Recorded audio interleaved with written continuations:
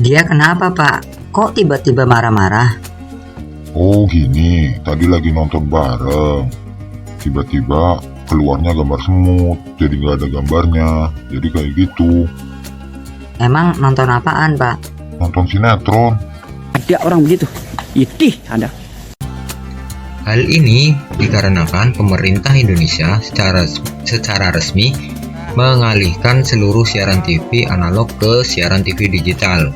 Hal ini terhitung sejak 2 November 2022 jam 12 malam. Ya, nggak bisa nonton TV lagi. Tenang, Anda masih bisa menonton TV dengan siaran TV digital. Hal ini dilakukan secara bertahap ke beberapa daerah di seluruh Indonesia sampai pada akhirnya seluruh daerah menggunakan siaran TV digital. Migrasi TV analog ke TV digital atau sering disebut dengan program ASO, singkatan dari Analog Switch Off, membuat sejumlah masyarakat bertanya-tanya. Kamu nanya, tanya-tanya. Kenapa mesti diganti sih? Kan TV saya masih bagus. Emang TV analog yang kayak apa?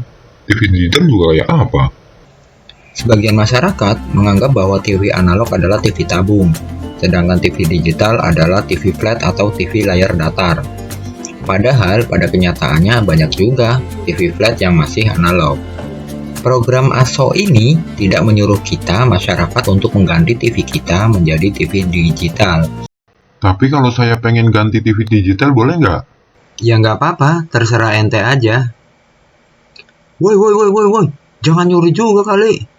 Oh gitu ya? Ya udah nih, saya balikin.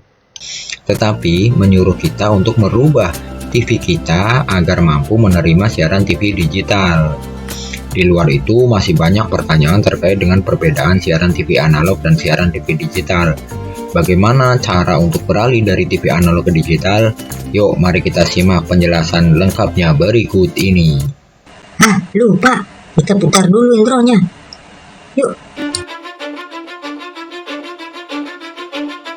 Cause I don't give a fuck what you say. Yeah, I'ma do shit my way. So you can go kick rocks, I'ma stack bricks up, build what I want to make. Yo, I got a lot of shit to say, so I'ma do this every day. I'll be writing things until I'm fucking buried in my grave, 6 feet deep. Oke, yang pertama kita akan bahas perbedaan siaran TV analog dan siaran TV digital. Siaran TV analog menggunakan sinyal analog atau dalam bentuk gelombang, di mana sinyal video ditransmisikan dalam AM atau amplitude modulation dan sinyal audio ditransmisikan dalam frekuensi modulation atau FM. Nah, kedua sinyal itu masuk dari antena ke TV kita dan diterjemahkan oleh tuner TV menjadi gambar dan suara. Nah, karena sinyal analog ini berbentuk gelombang, maka mudah dipengaruhi oleh cuaca dan letak geografis. Makin jauh siaran TV kita dari pemancar TV, maka gambarnya menjadi akan kurang bagus. Ya, begitulah TV analog. Sedangkan siaran TV digital menggunakan sinyal dalam bentuk bit data informasi, seperti data komputer. Sinyalnya terdiri dari angka 1 dan 0, atau kode binari. Binari yang itu ya bang, yang tukang ngerumpi. Iya, adiknya Biina. Bukan binari yang itu, kampret.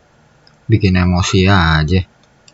Dari kode binari itulah yang kemudian diterjemahkan sebagai suara dan gambar.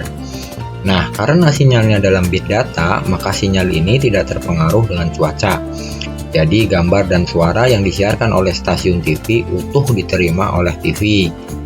Bisa dikatakan dari stasiun TV bening maka sampai ke TV kita juga bening.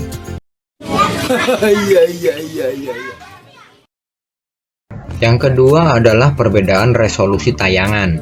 Perbedaan berikutnya terletak pada kemampuan menghasilkan tayangan beresolusi tinggi. Jika TV analog pengen mendapatkan gambar jernih, maka memerlukan jarak yang cukup dekat dengan menara pemancar. Yang terjadi adalah ada stasiun TV yang gambarnya jelek dan ada stasiun TV yang gambarnya bagus sesuai dengan jarak pemancar. Kalau nggak mau mengorbankan ada stasiun TV yang gambarnya jelek, maka kita harus pakai jurus puter-puter antena. Kalau acara ini diputar ke sana, kalau acara ini diputar ke situ. Ya, begitulah. Hal ini tidak berlaku pada TV digital. Gambar TV digital selalu jernih, tapi bukan berarti tidak ada kelemahannya. Kelemahan dari TV digital ini adalah siarannya absolut, 1 atau 0. Artinya, kalau sinyal lemah, dia tidak akan menampilkan gambar, atau sering kita lihat dengan no signal. Jadi pilihannya cuma ada 2, gambar jernih atau tidak ada gambar sama sekali. TV digital telah mendukung tampilan gambar dengan rasio 16:9, sehingga bilah hitam yang berada di tepi layar akan menjadi lebih kecil. Perlu diketahui bahwa TV digital ini juga berbeda dengan layanan video on demand yang membutuhkan akses internet. Siaran TV digital ini memiliki sistem free to air, di mana bisa dinikmati secara gratis. Bagaimana dengan TV tabung saya, Pak? Tenang saja, Anda tidak perlu mengganti TV tabung Anda menjadi TV digital. Anda cukup membeli alat yang bernama set-top box atau sering disingkat dengan STB agar Anda dapat menerima siaran TV digital. Bohong. Yang bener. Hah? Set-top box ini berfungsi untuk menerjemahkan siaran digital menjadi gambar dan suara yang akan ditampilkan di TV analog Anda. Udah beli set-top box tapi TV masih buram. Gimana ini? Itu nasi box, Pak, bukan set-top box. Adapun antena yang digunakan untuk siaran TV digital, meskipun dianjurkan untuk memakai antena digital, tapi berdasar realita yang terjadi di masyarakat, ternyata mereka masih bisa memakai kombinasi STB dengan antena biasa. Cucu, lihat tutup panci nenek nggak, Cu? Jadi untuk Anda yang masih memakai antena biasa, maka tetap saja dipakai ya, kecuali Anda punya uang untuk menggantinya. Untuk permasalahan STB ini, pemerintah telah memberikan solusi atas permasalahan berupa program bantuan alat set-top box gratis untuk masyarakat rumah tangga miskin. Cek aja rumahmu, kalau ada stempel merah dari pemerintah, maka Anda berarti berhak mendapatkan STB gratis. Kalau tidak ada, berarti Anda dianggap sebagai keluarga yang mampu. Maka selamat menikmati, Anda harus membeli STB sendiri. Pak Lurah, mau dong STB gratisnya. Enak aja, motor 3, mobil 5, mau minta STB gratis. Ente kadang-kadang ente ya. Hal yang paling penting untuk Anda ketahui adalah Alasan apa pemerintah menghentikan siaran analog dan pindah ke digital? Oke, jangan marah-marah dulu bosku. Dengarkan baik-baik ya, biar Anda tidak marah-marah terus dengan semua kebijakan ini. Oke, teknologi berkembang dengan sangat cepat. Kita mengingat zamannya telepon kabel. Kemudian telepon kabel itu berkembang menjadi telepon seluler atau handphone. Kita udah nggak pakai kabel lagi tuh, udah bisa bawa HP kemana-mana, handphone kemana-mana. Tuh kan jatuh. Siapa sih yang naruh tiang listrik di tengah jalan? Nah, masalahnya telepon seluler ini untuk operasionalnya itu membutuhkan frekuensi. Oke, frekuensi itu apa? Oke, kita ibaratkan saja ya. Frekuensi ini kita ibaratkan sebuah jalan raya, di mana jalan itu terdapat banyak kendaraan. Kendaraannya itu seperti frekuensi radio, sinyal TV, sinyal telepon, dan banyak lagi. Lah, jalan ini makin lama itu makin padat, karena kendaraannya juga makin banyak. Contoh ya, kita-kita ini kan punya HP nggak mau cuma telepon-teleponan aja, tapi lebih senang berbicara atau dengerin musik atau video secara bersamaan. Dan dari kebutuhan-kebutuhan inilah akhirnya muncul kendaraan baru yang disebut dengan data internet. Kita orang kampung kayak saya sering menyebutnya dengan bahasa kuota. Dan dari data inilah salah satu yang membuat jalan raya yang bernama frekuensi itu menjadi semakin padat. Jadi, saking padatnya kendaraan di jalur itu, maka mengakibatkan frekuensi menjadi lelet dan sering macet. Nah, supaya nggak macet inilah pemerintah membagi jalan-jalan atau frekuensi yang tadi menjadi beberapa jalan alternatif yang dibagi-bagi sesuai dengan jenis kendaraannya. Radio di jalan A, handphone atau seluler di jalan B, dan TV ada di jalan C. Sampai sini paham ya? Iya. Nah, di dalam jalan-jalan itu terdapat jalan raksasa atau frekuensi yang sering disebut dengan frekuensi 700 MHz. Nah, di jalan 700 MHz ini penuh dengan kendaraan yang bernama TV analog. Dan TV analog ini boros banget.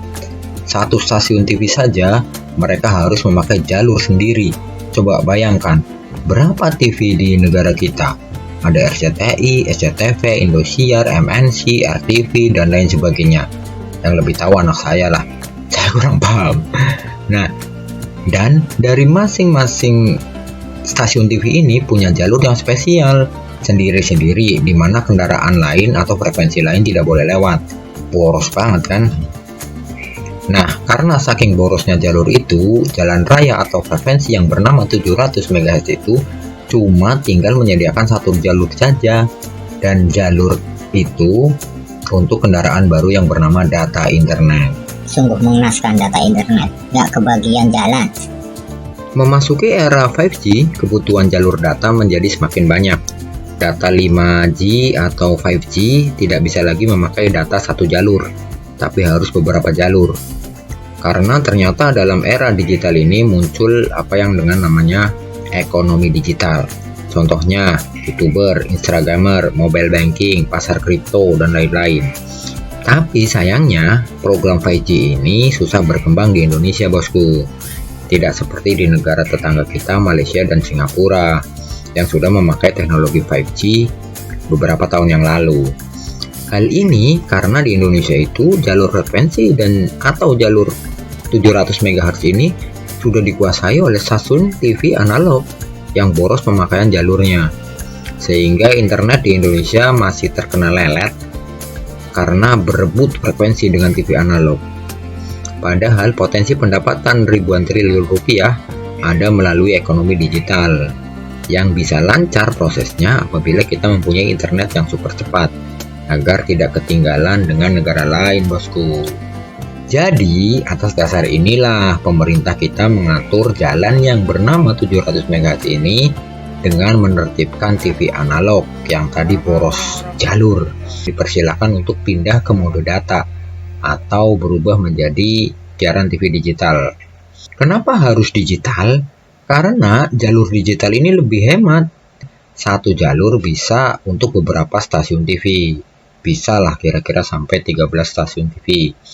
Maka jalan raya atau frekuensi yang disebut dengan 700 MHz ini sudah mulai longgar nih.